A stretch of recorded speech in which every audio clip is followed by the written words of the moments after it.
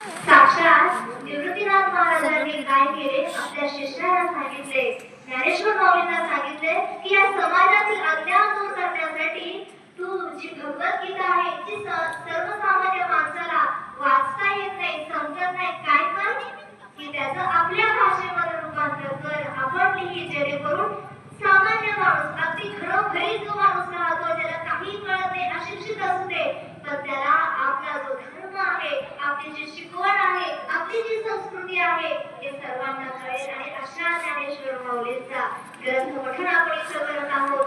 ह्या ज्ञानेश्वर माऊलींमुळे वारकरी संप्रदायाचं निर्माण झालं, वारकरी झाले म्हणून छत्रपती शिवाजी महाराजांना धारकरी मिळाले आणि ते धारकरी पुढे जाऊन मावळे झाले. आणि अशा या मावळ्यांची चूड आपण म्हणतो मूठ अशी त्यांनी घेऊन अखंड हिंदवी स्वराज्य निर्माण केलं. इतका सुंदर असा इतिहास आपल्या संत मंडळींच्या पाठीशी आहे. आणि अशा संत मंडळींना मी पुनश्च वंदन करते.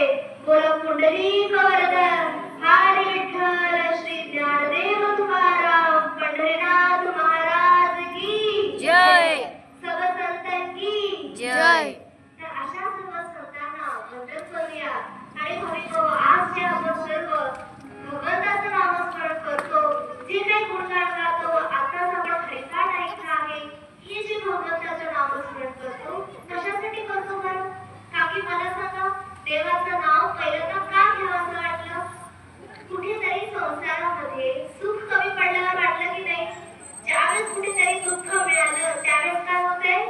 देवाकडे जातोय. ज्यावेळेस सगळं आनंदी आनंद असते तेव्हा देवाची आठवण येते का हो? सांगा, कोणाला येते का? नाहीये. कबीरदास महाराज म्हणतात, दुःख में सुमिरन सब करे, सुख में करे नकोय. काय म्हणताय की सुखात कोणीच आठवण काढत नाही, दुःखात फक्त त्या देवाची आठवण काढतात. दुःख में सुमिरन सब करे, सुख में करे नकोय. अरे जो सुख में सुमिरन करे तो दुःख काय होय. त्या भगवंताला सुखाच्याच वेळेस जर आपण आठवणीत ठेवलं, त्याचं नामस्मरण केलं तर आपल्याला दुःखच येणार नाही. तुम्ही म्हणाल काय म्हणताय असं? घरोघरी दुःख आहे, जिथे पावला पावली दुःख आहे, मग आम्हाला दुःख कसं येणार नाही? सांगते.